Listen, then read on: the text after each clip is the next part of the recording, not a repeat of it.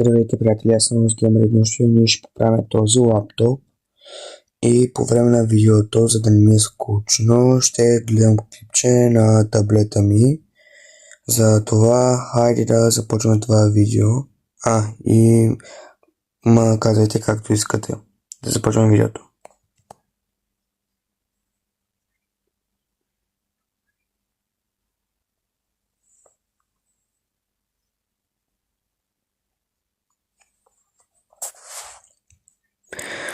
Докато започнах първо с оправяне на бюрото ми и започнах да махам капака, като се опитах с няколко си отверки, но не стана моята идея, затова продължих с отверката, която започнах. Махнах капака и после премахнах батерията.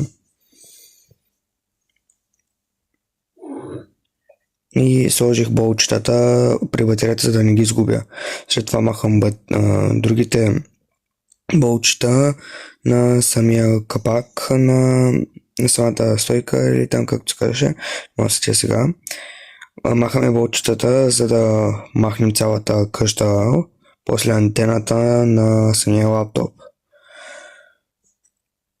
И тук още ни големи от болчета и една изгубих, но я открих.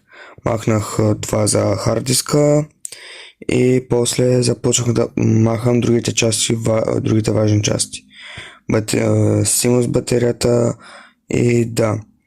Откачих вентилатора и сега започнах да махам клавиатурата. Като я махнах, я премахнах от самия лаптоп и я отделих. Започнах да махам останалите 4 болчета и започнах от там вече да разглабям напълно самия лаптоп, като махна и последните 3 лентови кабели.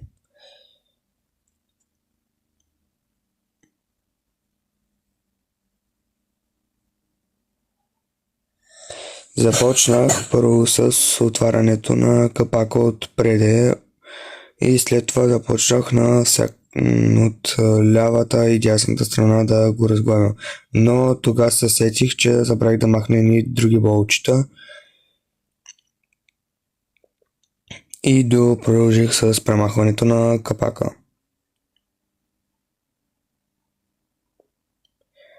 Премахнах го капака, както виждате, да, напълно и дисконектнах една букса, която мога да сетя. Също не знам за какво е. Започнах да махам там бракети за буксите за зареждане, ама не съм го сложил не съм го сложил правилно лаптопа. Сега виждате, че направих една грешка и забравих да махна болчетата за процесора, за охладителя на процесора. Успях да премахна тъмната майчината платка и продължих с премахването на екрана и вентилатора.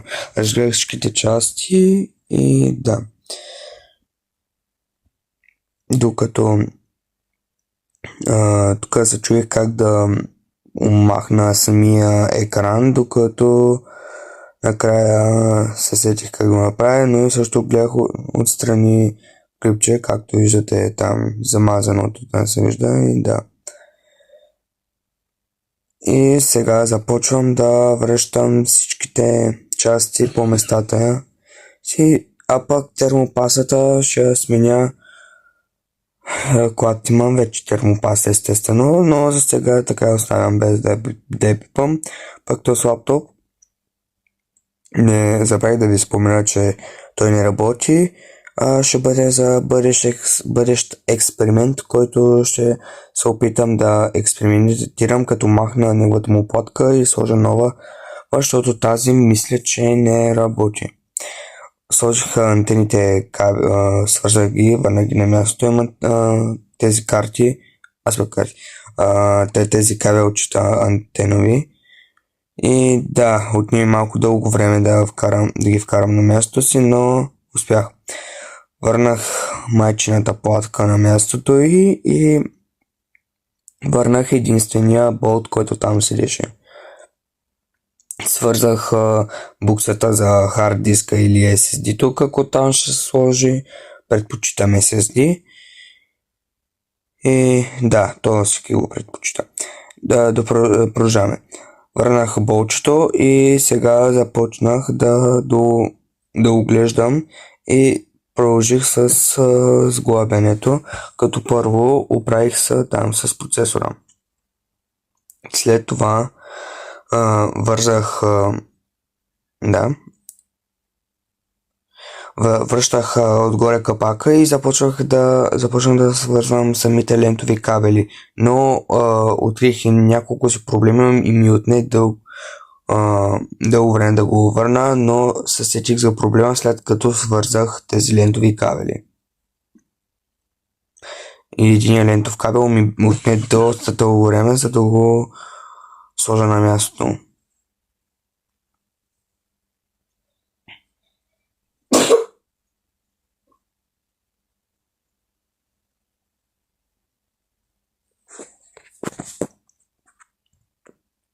След това тук започнах отново да го разглабям, защото защото не го бях сложил правилно.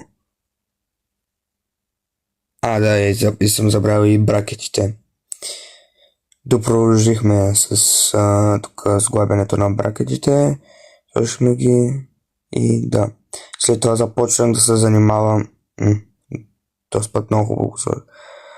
И сега тук направих една доста голяма грешка. Екранът трябваше да го сложа на 180 градуса, но не го направих точно така и ми отне дълго време.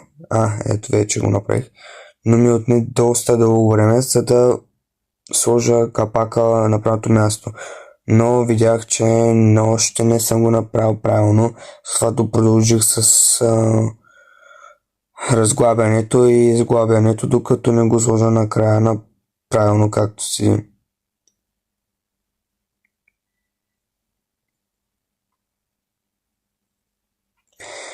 Продължих тук, да, и сложих лентовите кабели, които пак ми отне дълго време да ги оправя, да ги свържа към самата платка. Но да, успях да ги свържа след колко ми беше отнело тогава, май 15 минути, не мога да се точно, защото не гледах точно минутите, времето. Върнах 4 болчета на лаптопа, откъдето продължихме и да. Върнах клавиатурата, като я свързах към плотката и после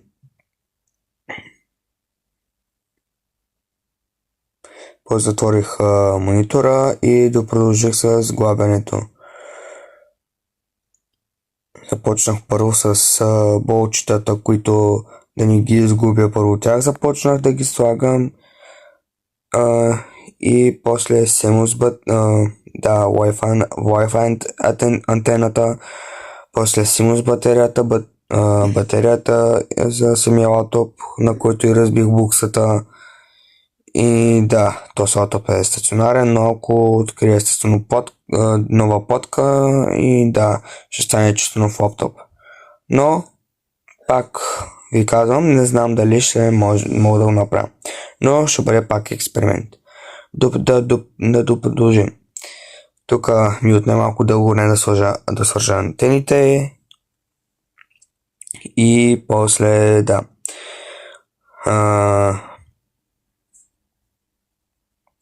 Тук малко дълго време ще отнеме. Свързвам масивно с батерията, после бракета за хард диска или SSD тук, който пак там ще сложи RAM паметта, която е 2 гигабайта, мисля за да сменя с 4 гигабайта, ако открия, да. Допродължих със свързването на болчета, сложих батерията и след това завърших с капака.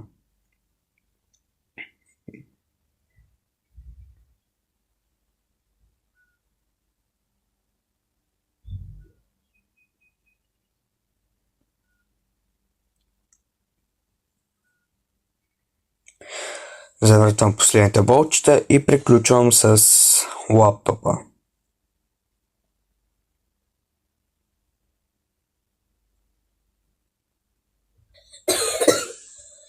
Благодаря, че гледахте видеото. Абонирайте се канала и ще се видим другия път. Чао!